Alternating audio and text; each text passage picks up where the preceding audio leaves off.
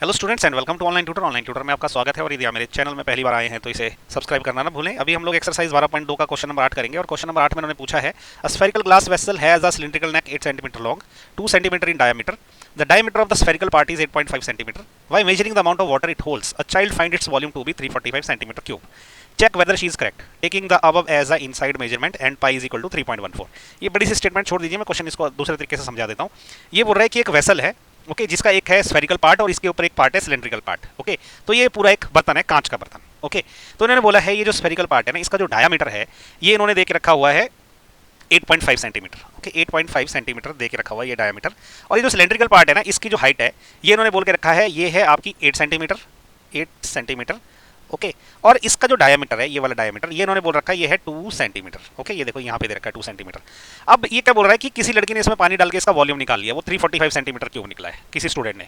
अब ये बोल रहा है कि भाई बताओ ये सही है कि गलत है। तो इन शॉर्ट ये बोल रहा है कि भाई आपको इसका वॉल्यूम निकालना है और बोलना है कि वॉल्यूम इतना है या नहीं है। अगर इतना है तो बोलना है कि हाँ इस लड़की ने भी करेक्ट मेजर किया, अगर इतना नहीं है तो बोलना है कि इसने गलत मेजर किया, तो सही वाली वैल्यू लिखनी है। ओके तो इन शॉर्ट हमें क्या करना है, इस पर्टिकुलर जो बर्तन है ना इसका वॉल्यूम निकालना हमें। ओके तो इसका वॉल्यूम कैसे निकलेगा, नीचे स्फेरिकल पार्ट का वॉल्यूम और उसमें ऐड करेंगे ऊपर सिलेंड्रिकल पार्ट का वॉल्यूम। ठीक है सबसे पहले डायमेंशंस क्या क्या दिए वो लिख लेते हैं।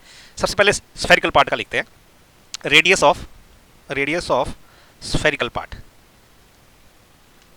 स्फेरिकल पार्ट की रेडियस क्या है, देखो इसका डायमीटर कितना 8.5, तो ये हो जाएगा 8.5/2। ओके तो इसको मैं लिख सकता हूँ 85/20। ओके क्योंकि जब पॉइंट हटाना होता है तो नीचे 10 से मल्टीप्लाई करना पड़ता है। ये देखो अभी कट जाएगा, 5 से कटेगा, देखो ये 4 रहेगा और ये 17 रहेगा क्योंकि 17 पंजे 85 होता है। ओके 5 से कट गया, ये 5 चौके 20 होता है, तो ये आ गया 17/4 सेंटीमीटर। ओके इसकी रेडियस आ गई। ओके तो ये जो रेडियस है इसकी, ये रेडियस जो है दिस इज 17/4 सेंटीमीटर। ओके और इसके लिए तो और कुछ लगता नहीं वॉल्यूम निकालने के लिए स्फेरिकल पार्ट का। अब सिलेंड्रिकल पार्ट का देखते हैं। ओके इसको मैं ना इस वाली रेडियस को ना मैं इसको R1 बोल देता हूँ क्योंकि जब फॉर्मूला लिखूंगा तो इसको मैं R1 के तौर पे यूज करूंगा। ओके अच्छा रेडियस ऑफ सिलेंड्रिकल पार्ट, जो सिलेंड्रिकल पार्ट है उसकी रेडियस देखते हैं कितनी है। सिलेंड्रिकल पार्ट इसको मैं R2 बोल देता हूँ। ओके ये कितनी है, देखो इसको डायमीटर है 2, तो 2/2 हो जाएगा, तो ये हो जाएगी 1 centimetre.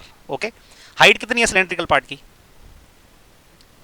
Height of cylindrical part okay इसको h से डिनोट कर देते हैं, ये है 8 सेंटीमीटर। तो अब इसका वॉल्यूम कैसे निकलेगा, ठीक है तो हम ऐसा बोल देंगे कि वॉल्यूम ऑफ वेसल, ये कितना निकलेगा, ये होगा वॉल्यूम ऑफ स्फीयर का वॉल्यूम।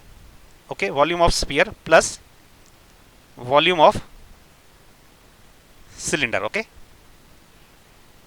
तो स्फीयर के वॉल्यूम में सिलेंडर का वॉल्यूम ऐड कर देंगे। अब क्या ना, स्फीयर के वॉल्यूम का फॉर्मूला सबको पता है, वो क्या होता है 4/3 पाई R³ R की जगह में R1 लिखूंगा क्योंकि इसका जो है R1 है। ओके प्लस सिलेंडर का वॉल्यूम क्या होता है सब जानते हैं, होता है पाई R2²H।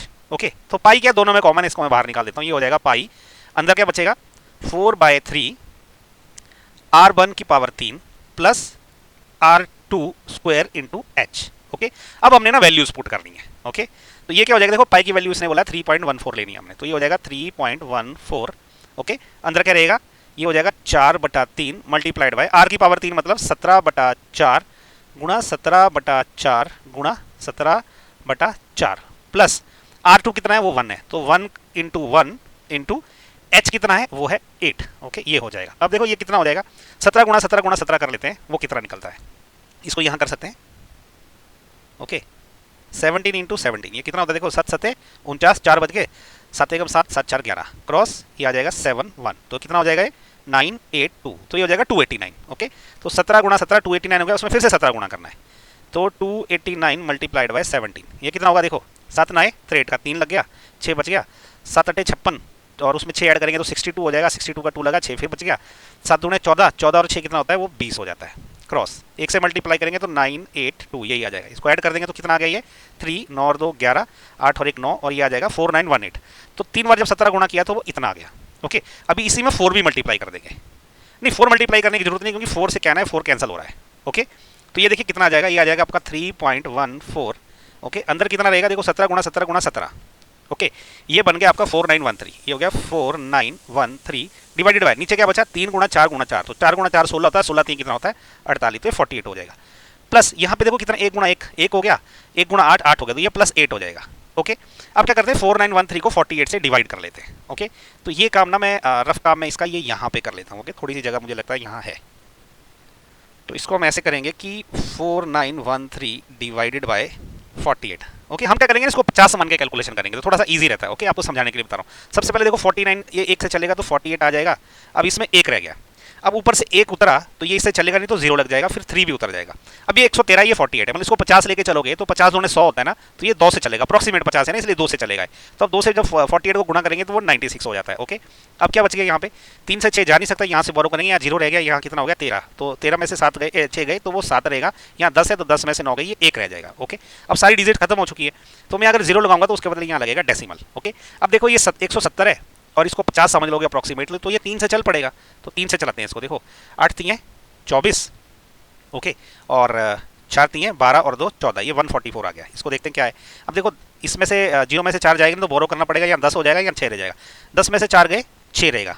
ओके और यहाँ पे 6 था, 6 में से 4 गए तो ये 2 रह गया और 1 से 1 क्रॉस हो गया। अब एक और 0 लगा देते हैं। ओके अब ये 260 है, मतलब 260 है, इसको मैं अगर 50 चल करके पकड़ के चलूँ तो ये 5 से चल से पड़ेगा। ठीक है ठीक है, तो ये इसको 5 से मल्टीप्लाई करते हैं 48 को, 8 5 40, ओके 4 बच गया, 5 के 20 और 4 24 हो गया। अब ये 0 हो गया, ये 2 हो गया, ये क्रॉस हो गया, 20 बच गया। इसको मैं अपना यहाँ कर लेता हूँ आगे, है ना, यहाँ कर लेते हैं। तो ये कितना है 20 है, अभी एक और 0 लग गई, अब ये 200 हो गया, तो अगेन कितने से चलेगा, ये लगभग ये अभी 4 से चल पड़ेगा। तो क्योंकि अभी 4 से चल पड़ेगा तो हम इसको कैसे लिखेंगे, हम इसको लिखेंगे 4 से मल्टीप्लाई करेंगे तो ये हो जाएगा आपका 8 चौके 32, ओके 3 रह गया, 4 चौके 16 और 3 19, ये 192 हो गया। अब क्या बच गया इसका, 200 में से 192 गया तो 8 रह गया।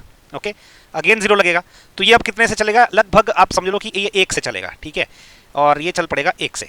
ओके तो ये हो जाएगा 48, क्योंकि 2 से नहीं चल सकता, वो 96 हो जाता है। अब देखते हैं इसको माइनस करके कितना रह गया, 10 में से 8 गए तो कितना बच गया हमारा, 2 बच गया, यहाँ 7 रह गए, 7 में से 4 गए तो 3 हो जाएगा, ये 0 लग गया अभी। अब ये कितने से चलेगा, देखो इसको 50 पकड़ लो, इसको 300 पकड़ लो।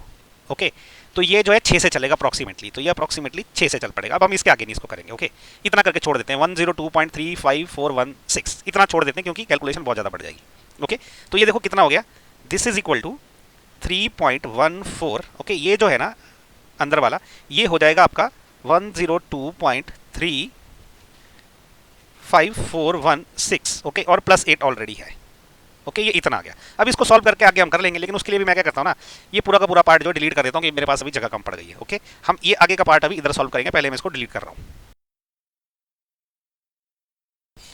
तो अभी हमारे पास जो वॉल्यूम था वो कितना है, वो मैंने गलती से डिलीट कर दिया, तो वो फिर से लिख लेता हूँ। वो है 3.14 इंटू 102.35416 प्लस 8। ओके अभी 102 में जब 8 ऐड होगा ना तो ये 110 हो जाएगा, तो ये हो जाएगा 3.14 मल्टीप्लाइड बाय 110.35416। अब इन दोनों को मल्टीप्लाई कर लेते हैं, यहाँ पे मल्टीप्लाई कर लेते हैं, बहुत जगह अभी इधर, तो क्या हो जाएगा 110.35416, this will be multiplied by 3.14। Okay अब 4 से मल्टीप्लाई करेंगे, पहले 6 चौके कितना होता है 24 का, 4 लग गया, 2 बच गया, 4 एकम 4 और 2 6, 4 चौके 16 का 6 लग गया, 1 बच गया, 5 चौके 20 और 1 21, अभी ये 2 बच गया, और 4 3 12 और 2 14 होगा, ये आ जाएगा 4 4। और अभी लगेगा क्रॉस, जब 1 से करेंगे तो सेम रकम लिखी जाएगी, 6 1 4 5 3 0 1 1।